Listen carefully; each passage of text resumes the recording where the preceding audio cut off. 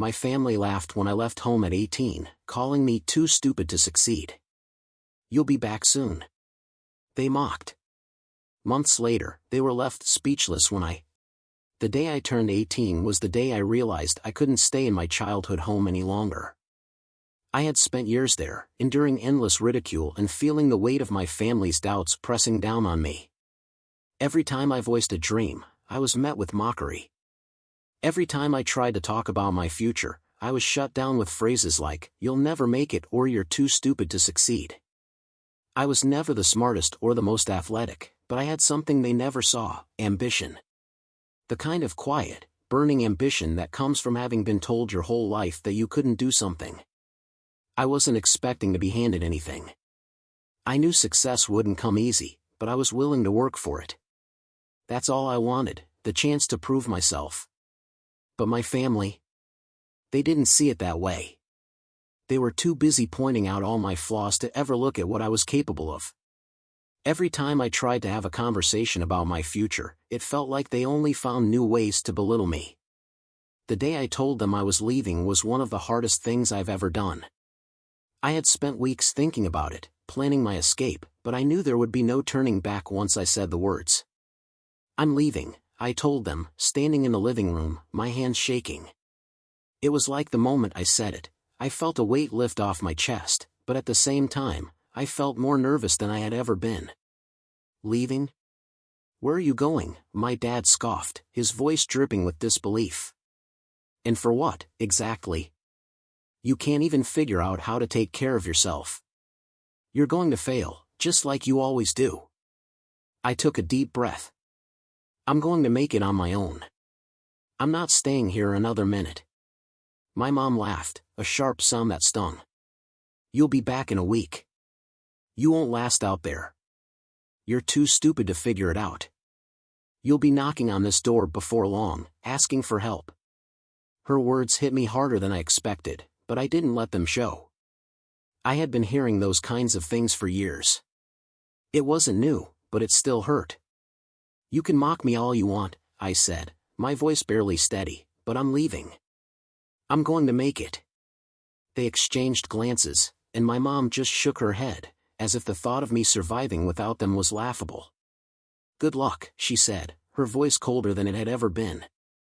I didn't care. I grabbed my backpack, packed my few belongings, and walked out the door. The sounds of their laughter echoed in my ears as I stepped into the unknown. The apartment I found wasn't much.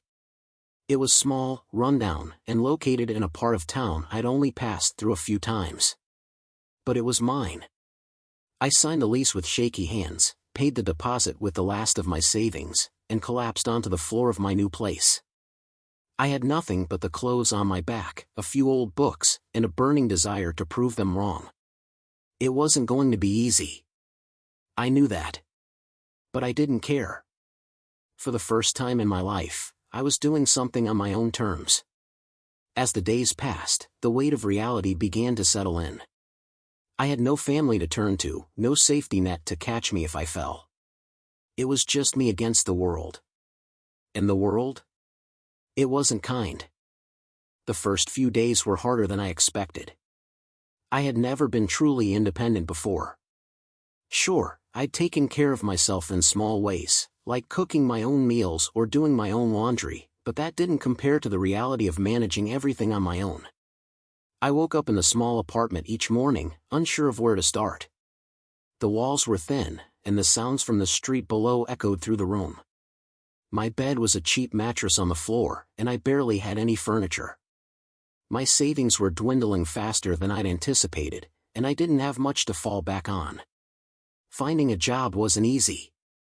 I scoured job boards every day, applying for anything and everything. Most of the positions were low-wage, entry-level jobs that barely paid enough to cover rent, let alone food. But I didn't care. I wasn't here to be picky. I just needed something to keep me afloat, something to prove to myself that I could survive without relying on anyone else. The first job I managed to land was at a local diner. It was dirty, the hours were long, and the pay was barely enough to keep me in food and rent. But I didn't care. I was just grateful for the opportunity. I spent my days cleaning tables, refilling coffee cups, and serving greasy plates of food to customers who didn't give me a second thought. But at night, when I came home, I was alone. There was no one to talk to, no one to share my thoughts with. The silence in my apartment was suffocating. Sometimes, I'd lay in bed staring at the ceiling, wondering if I had made the right choice. There were days when I considered going back home, even though I knew I couldn't face their mocking faces again. It wasn't just the loneliness that hurt, it was the doubt creeping into my mind. Maybe they were right. Maybe I wasn't cut out for this. But then I'd get up the next day, put on my uniform, and go back to work. It wasn't easy, but nothing worth doing ever was. As the weeks passed, I started to get the hang of things. I learned how to budget my money, how to stretch the few dollars I had. I taught myself how to cook simple meals that wouldn't drain my bank account. I learned the quickest routes to work, how to avoid the dangerous parts of town, and which local spots offered free Wi-Fi so I could look for other job opportunities in my free time. But the struggle was real. There were days when I could barely afford a bus ride to work, when I had to skip meals to make sure I had enough money for rent. I didn't have a social life. I didn't have anyone to talk to, anyone to lean on. It was just me, alone in this new world I had chosen. Still, I pushed forward. I couldn't afford to give up, not now. I had already come so far, and I wasn't about to turn back. One evening, as I was walking home after another exhausting shift, I noticed a flyer on a bulletin board near my apartment. It was for a part-time job at a local store. The pay wasn't great, but it was better than what I was doing. I decided to apply, not expecting much. The interview was quick and impersonal. The manager barely looked up from his desk as he asked me a few basic questions. But somehow, I got the job. It was a small win, but it felt like a victory. I could already see a faint light at the end of the tunnel. The next few weeks were a blur of long hours and exhaustion. But I was beginning to feel a sense of stability. I wasn't rich, and I wasn't living comfortably, but I was surviving. And that felt like something. I had my own place, I had a job, and most importantly, I had my independence. It wasn't perfect, but it was mine. I had something to hold on to.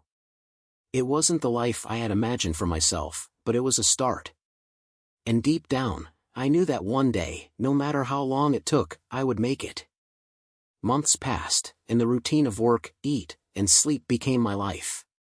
The loneliness, the doubts, and the fears I had when I first left home had faded into the background, but they still lingered in moments of silence.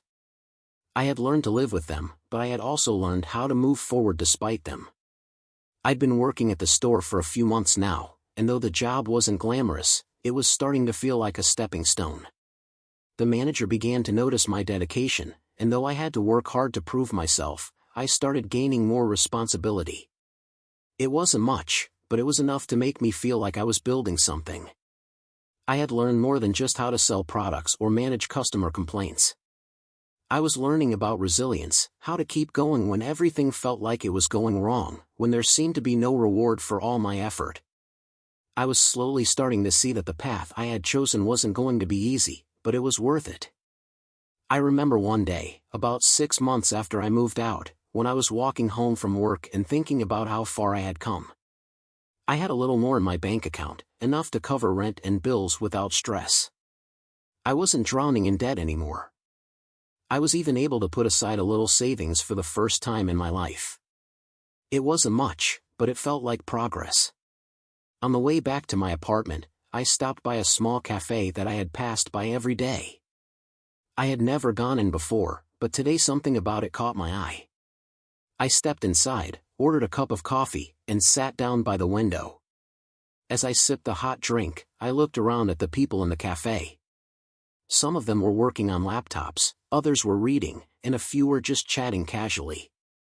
It struck me how different this life was from the one I had left behind, how different it was from the life my parents had wanted for me. They had expected me to stay at home, to follow the traditional path they had laid out for me. But here I was, in a small cafe, on my own, trying to carve out my own future.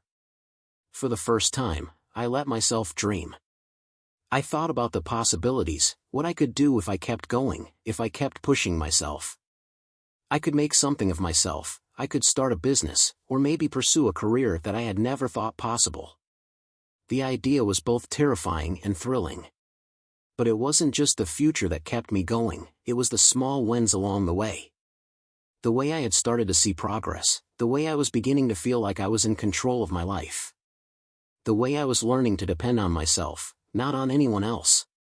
As I left the cafe that day, I walked a little taller.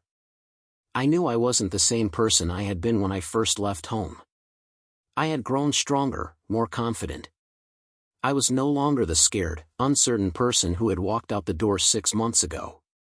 But I also knew that the hardest part was still ahead of me. The real test would come when I would have to confront my family again. It had been months since I'd left, and I hadn't spoken to them. I knew that I couldn't keep avoiding them forever. At some point, I would have to face them, face the doubt and mockery they had thrown at me, and show them that I had succeeded despite everything they said. The thought made me nervous, but I knew I wasn't ready yet. I wasn't where I wanted to be, but I was getting closer. I couldn't go back to them now. Not until I had something to show for all my hard work. Not until I could prove to them that I was capable of more than they ever gave me credit for. The months dragged on, each day blending into the next. I kept my head down, working hard, saving what I could, and slowly building a life that was all my own. The dreams I had when I first left home were still there, quietly waiting in the background, but they had transformed. They were no longer just dreams of escaping my family's doubt, they were real possibilities. I had made progress in ways I hadn't imagined. But despite everything, there was one thing I hadn't done yet. I hadn't gone back home. It wasn't that I didn't want to, it was just that I wasn't ready. I wasn't ready to face my parents and prove to them that I had made it. I wasn't ready to hear their mockery again, their disbelief. But I also knew that one day, I would have to confront them. I couldn't keep avoiding it forever. It came sooner than I expected. One evening, after another exhausting shift at the store, I received a phone call from my mom. Her voice was different, less harsh, less judgmental. There was an uncertainty to it, something I hadn't heard in years. She asked me if I would come over for dinner, and something about the way she asked made me feel like I had no choice. I hesitated. It had been months since I'd left, and I had made so much progress in that time. I wasn't sure if I was ready to face them yet. But deep down, I knew I couldn't keep avoiding them. I had to go back, if only to show them that I wasn't the same person I was when I walked out the door. I agreed to come over. When I arrived at their house, the silence was almost suffocating. My parents were sitting at the kitchen table, waiting for me. I could tell they had been talking about me. They looked up as I walked in, but their expressions were unreadable. It wasn't the same mocking look I had expected, it was something else. Well, look who finally shows up," my dad said, his voice softer than usual. There was no laughter, no condescension. Just quiet acknowledgement. I sat down at the table, my heart pounding in my chest. For a moment, there was nothing but silence between us. Then my mom spoke, her voice quieter than I remembered. "You've been gone for a long time," she said, looking at me with a mix of uncertainty and curiosity. How have you been?" I took a deep breath. The years of anger, doubt, and hurt flooded back in an instant, but I pushed it down. This wasn't about them anymore. This was about me. I wasn't here to beg for their approval or validation. I was here to show them what I had accomplished.